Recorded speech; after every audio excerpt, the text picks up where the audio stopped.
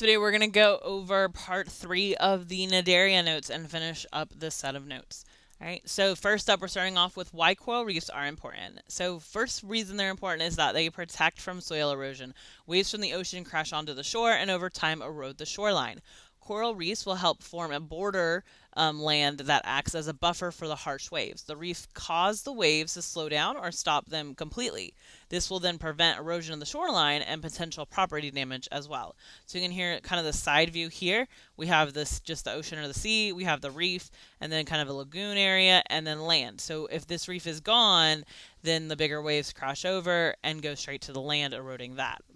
So it just acts as that barrier. All right, second thing is that they provide breeding grounds and shelter for a lot of different species. So some species that don't even live in the reef full time will travel to the reef just to breed and reproduce there.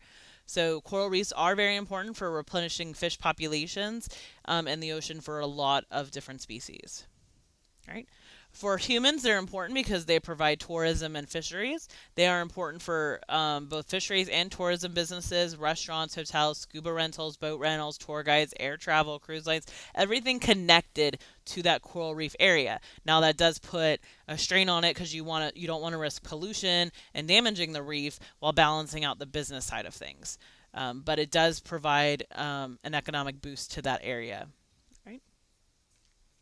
All right. A coral atoll is a coral island. The center of the atoll is a shallow lagoon, and it's formed when a volcanic island's middle sank into the ocean and left a ring of land around it. The island bit of an atoll is a narrow ring of land around the lagoon when the coral reefs, with coral reefs all around the outside of the island. So you can see here, it was volcano, it sank down, it left that ring. All right, so here's some actual pictures of some.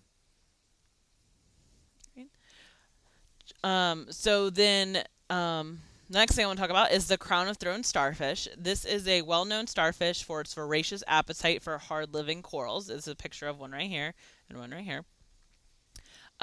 These guys will go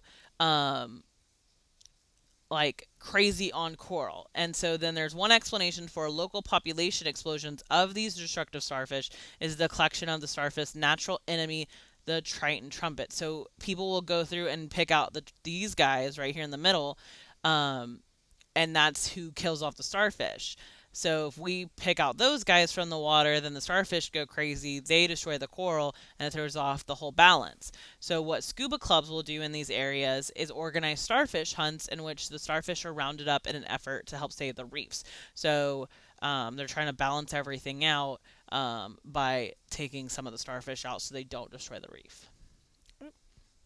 Next thing to talk about is coral bleaching. This is the whitening of coral colonies, and it's due to the loss of the symbiotic algae, the zooxanthellae, from the tissues of polyps. So pollution, temperatures, and disease are all being blamed for corals for losing this algae.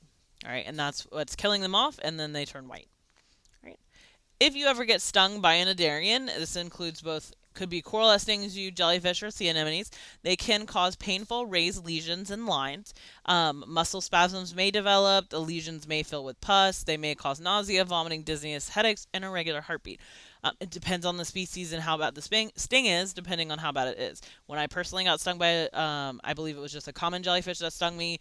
It definitely had the line pattern on my arm, and it was painful, but it wasn't anything that I needed to go to the doctor for, and it went away pretty quickly. Right. If you get stung, treatment includes removing any tentacles, and don't use your fingers to do this. And you want to lift them off the skin, not scrape them or drag them along, because they will stick onto your skin and they'll dig in deeper.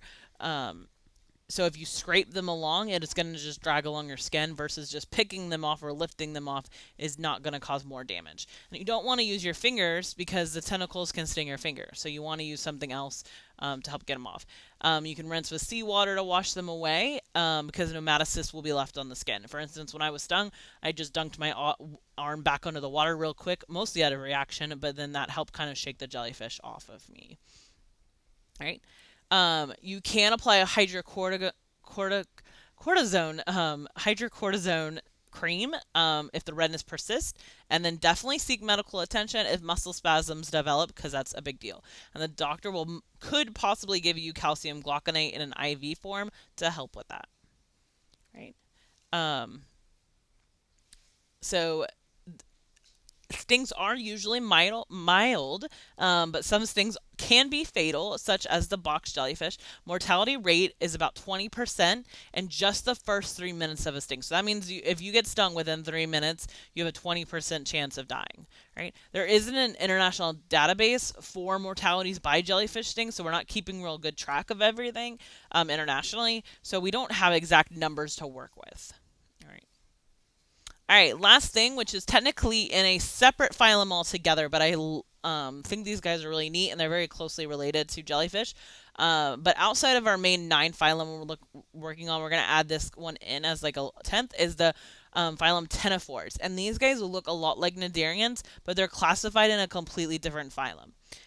So these guys include comb jellies, and this is some pictures of the different ones. So they look like almost like light up plastic bags in a way, and they look very similar to jellyfish. That you're like, well, why are these guys not jellyfish? Right. So these guys will have 8 rows of cilia bands called comb rows used for locomotion.